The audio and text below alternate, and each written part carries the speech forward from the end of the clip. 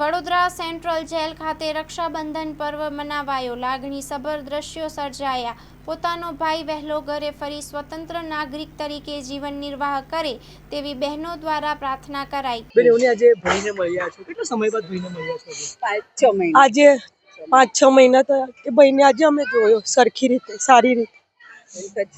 રક્ષાબંધનનો પર્વ, ભાઈ બહેનનો પર્વ હોય છે, જે રાખડી બી બાંધી છે. હા, રાખડી બાંધી, એને મીઠાઈ ખવડાવી.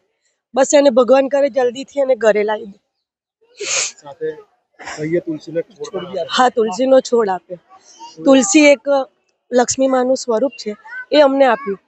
એ ઘરે લઈ જાય છે તો વિષ્ણુ ભગવાન ને લક્ષ્મી માતાજી જલ્દી જ મારા ભાઈને ઘરે લાવી દે.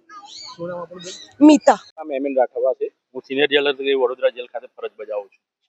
ગુજરાત રાજ્યના જેલોના વડા ડૉક્ટર કેલેન રાવ સાહેબની સૂચના અને માર્ગદર્શન મુજબ તેમજ જેલ અધિક્ષક વડોદરા મધ્ય જેલ શ્રી ઉષારાડા સાહેબના માર્ગદર્શન હેઠળ આજરોજ રક્ષાબંધનના પવિત્ર તહેવાર નિમિત્તે જેલમાં રહેલ બંદીવાનો અને તેઓની બહેનો પાસે રાખડી બંધાવવાનું કાર્યક્રમનું આયોજન કરવામાં આવેલ છે.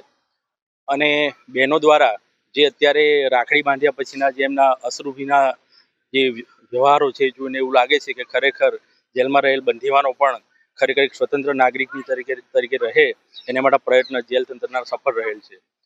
વીર પસલી સ્વરૂપે જે અમારા ડૉક્ટર કેલેન રાવ સાહેબ છે જેલોના વડા, તેઓની સૂચના હતી કે બંદીવાનો તરફથી પણ બહેનોને જે ભેટ આપવામાં આવે છે તો વીર પસલી સ્વરૂપે આજરોજ આપણે બહેનોને ફૂલ છોડ આપીએ.